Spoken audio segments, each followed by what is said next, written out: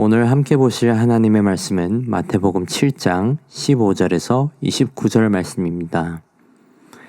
거짓 선지자들을 삼가라. 양의 옷을 입고 너희에게 나오나 속에는 노략질하는 일이라. 그들의 열매로 그들을 알지니 가시나무에서 포도를 또는 엉겅퀴에서 무화과를 따겠느냐. 이와 같이 좋은 나무마다 아름다운 열매를 맺고 못된 나무가 나쁜 열매를 맺나니 좋은 나무가 나쁜 열매를 맺을 수 없고 못된 나무가 아름다운 열매를 맺을 수 없느니라. 아름다운 열매를 맺지 아니하는 나무마다 찍혀 불에 던져지느니라. 이러므로 그들의 열매로 그들을 알리라. 나더러 주여 주여 하는 자마다 다 천국에 들어갈 것이 아니요 다만 하늘에 계신 내 아버지의 뜻대로 행하는 자라야 들어가리라. 그날에 많은 사람이 나더러 이르되 주여 주여 우리가 주의 이름으로 선지자 노릇하며 주의 이름으로 귀신을 쫓아내며 주의 이름으로 많은 권능을 행하지 아니하였나이까 하리니 그때에 내가 그들에게 밝히 말하되 내가 너희를 도무지 알지 못하니 불법을 행하는 자들아 내게서 떠나가라 하리라. 그러므로 누구든지 나의 이 말을 듣고 행하는 자는 그 집을 반석 위에 지은 지혜로운 사람 같으리니 비가 내리고 창수가 나고 바람이 불어 그 집에 부딪히되 무너지지 아니하나니 이는 주추를 반석 위에 놓은 까닭이요. 나의 이 말을 듣고 행하지 아니하는 자는 그 집을 모래 위에 지은 어리석은 사람 같으리니 비가 내리고 창수가 나고 바람이 불어 그 집에 부딪힘에 무너져 그 무너짐이 심하니라.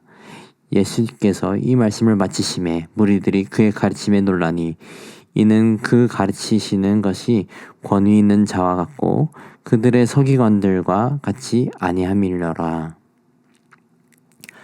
오늘 본문은 산상수훈에서 예수님께서 마지막으로 가르치신 내용을 다루고 있습니다.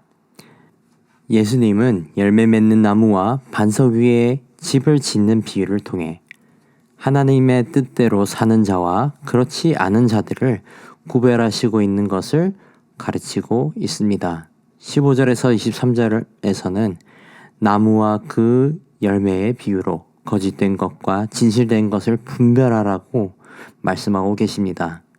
좋은 나무와 그렇지 못한 나무를 두고 그 둘을 비교하면서 좋은 나무는 좋은 열매를, 아름다운 열매를 맺고 못된 나무는 나쁜 열매를 맺게 되듯이 사람도 이와 같이 동일하다고 말씀하고 계십니다. 이어서 예수님께서는 아름다운 열매를 맺지 않는 나무는 결국 찍혀서 불에 던져진다고 하셨습니다.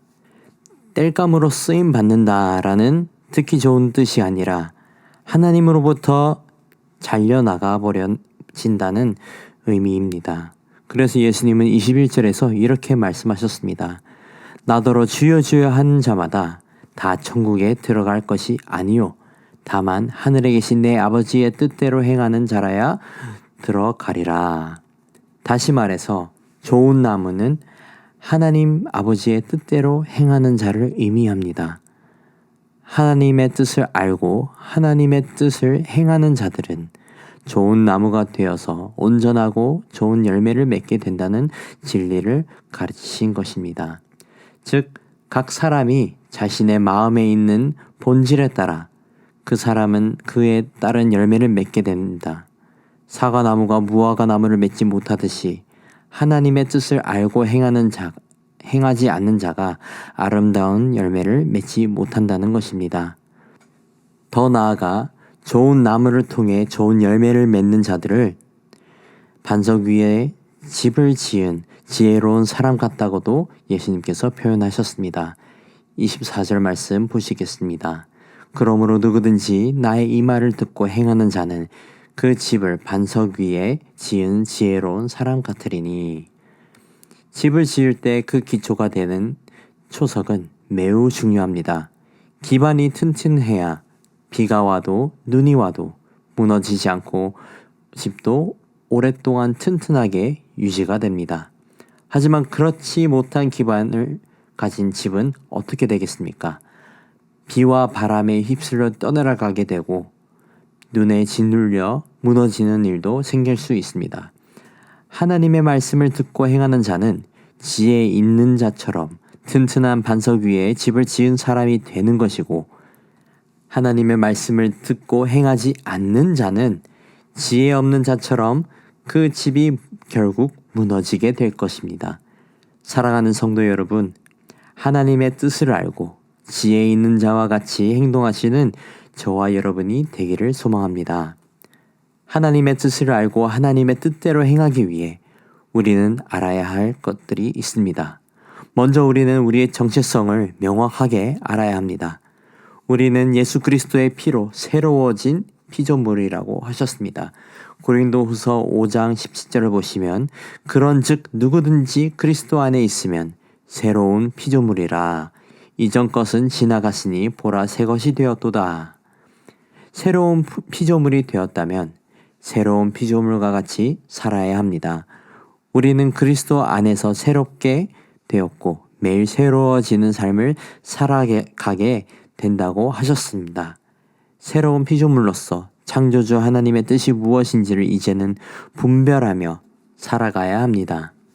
하나님의 뜻을 분별하고 행하는 것은 또 하나의 예배가 되고, 우리는 그리스도 안에서 하나님의 존귀하심을 몸과 마음과 영을 다해 영광을 올려드리게 되는 것입니다.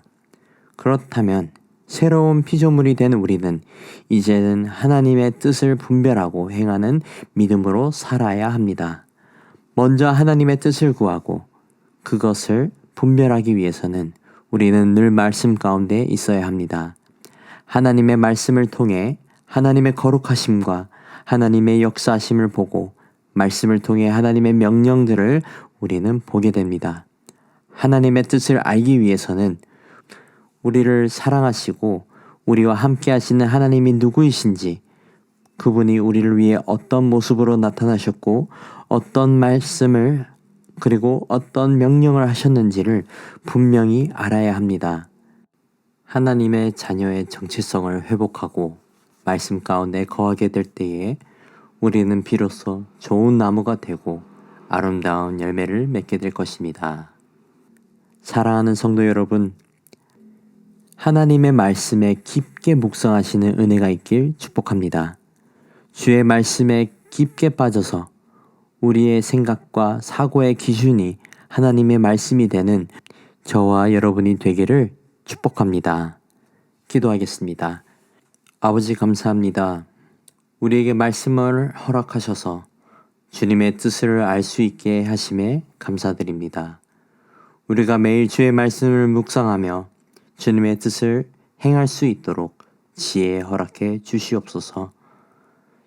우리의 삶이 늘 은혜 가운데 머물게 하옵시고 우리가 지혜 있는 자와 같이 좋은 나무가 되고 아름다운 열매를 맺게 하옵소서. 주님의 공급하심과 주님의 선하심을 기억하며 늘 우리의 입술이 주를 경배하며 살아가는 은혜 허락해 주옵소서. 감사합니다. 사랑합니다. 이 모든 말씀 우리 주 예수 그리스도의 이름으로 기도드렸습니다. 아멘. 이 시간 말씀을 붙들고 기도하시면서 공동 기도 제목으로 환우들과 섬김 사역들을 위해 기도하시겠습니다. 교회에 편찮으신 성도님들의 영육간의 강건함을 위해 기도해 주시고, 사회봉사 사역과 교회 내의 카페 사역, 주차장 사역 등 모든 섬김 사역들을 위해 기도하시겠습니다. 마지막으로 코로나의 종식과 우크라이나의 전쟁의 종식을 위해 함께 기도하시겠습니다.